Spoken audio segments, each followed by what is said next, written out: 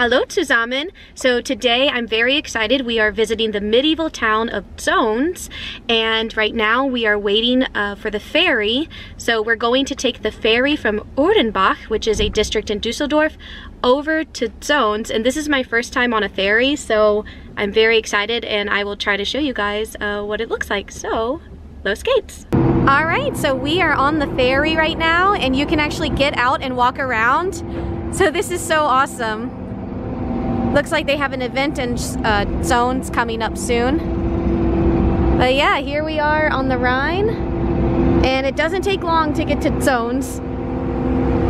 So I'm so excited, guys. My mother-in-law just pointed out this is the coat of arms of Zones.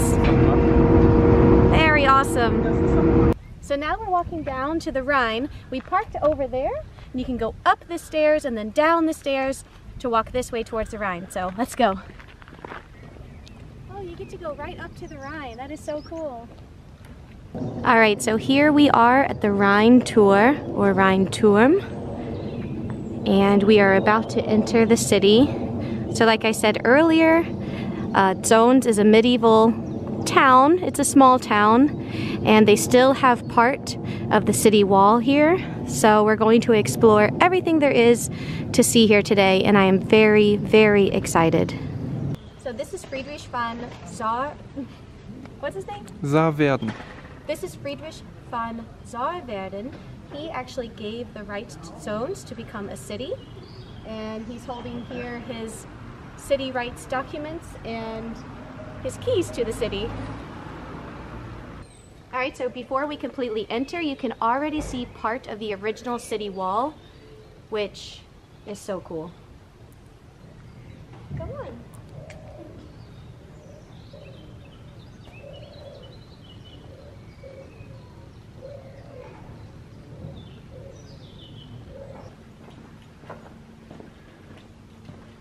From here you can see part of the city wall too. It's pretty cool.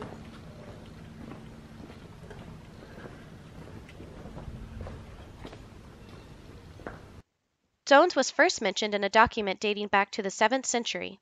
The document was apparently the last will and testament of Cunibert, Bishop of Cologne. There is also archaeological evidence that, in the 7th century, there was a Merovingian settlement. However, the exact location is undetermined. The Merovingian dynasty was the ruling family of the Franks from around the middle of the 5th century until 751. So my mother-in-law also pointed this out. So here's some information. There used to be a well here, and they would take this bucket, I guess, like a wooden bucket, drop it down to get the water, and they would bring the water back up, and that was the drinking water for the people. And right here on this little plaque where the well used to be, it says, Wasser ist Leben. So water is life, which is true.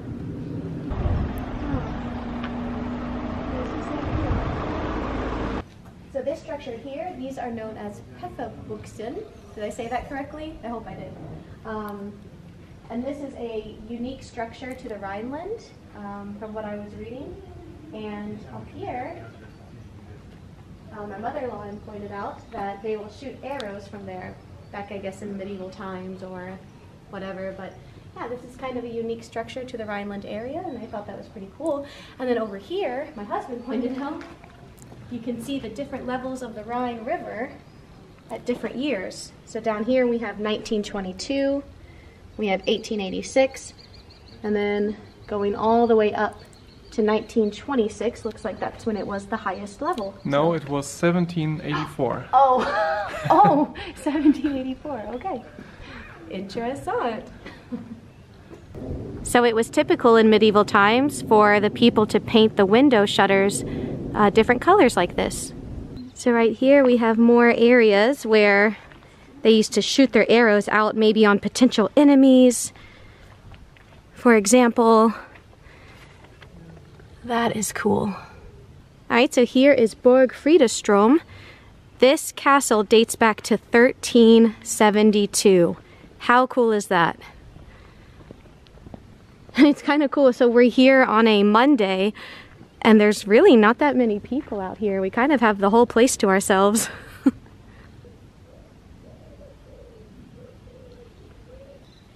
So So the castle here was used to collect taxes for customs.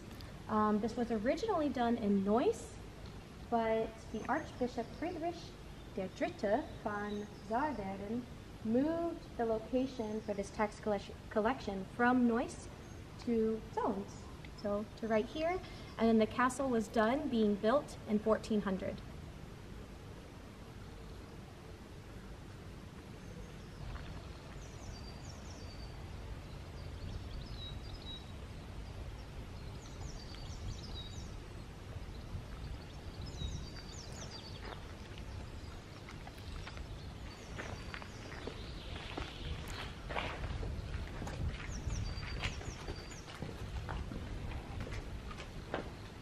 So now it's time to get lunch, so we're gonna eat here at Stratos Dining.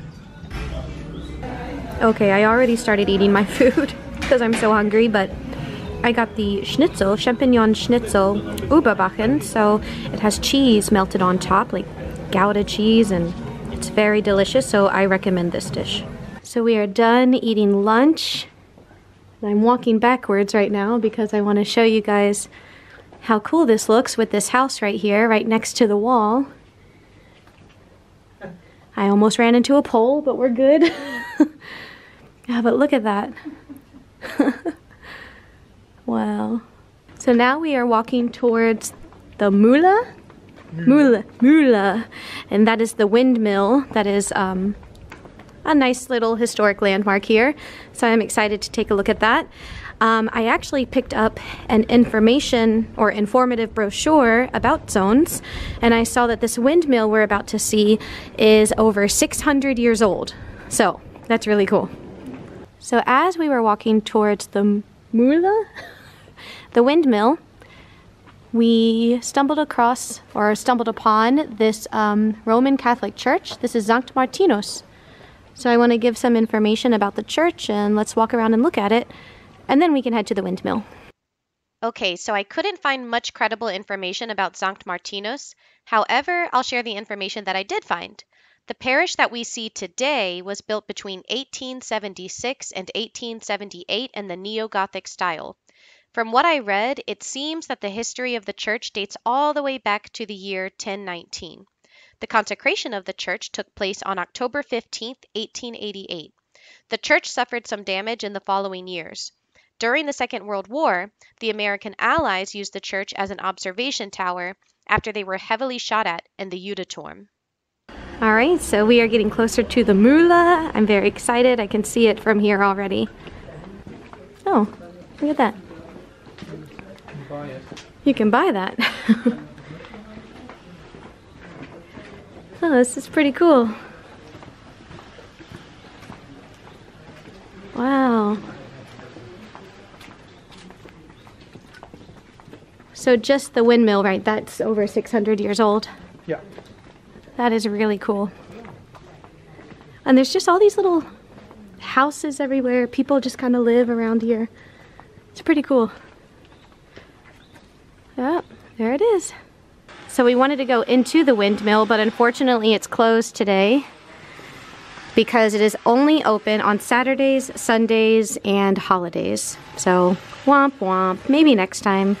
So the windmill here was built in 1390 and it was used until 1907. All right, so we decided to take this path right outside of the city wall, I guess, or the city border. Excuse me, the town border. This is more of a town. And it's so pretty here. My husband said it looks like the Shire from Lord of the Rings. Oh, it's so nice. So that concludes our visit to Zones. This was a really cute little medieval town. I really liked it. There was a museum here that I wanted to see, but unfortunately it was closed today. There were a couple things closed today, but that's okay. If we come back next time, I'll be sure to include that in my next video. And if you enjoyed this video and watched it, I really appreciate it, and I hope to see you next time. Bye!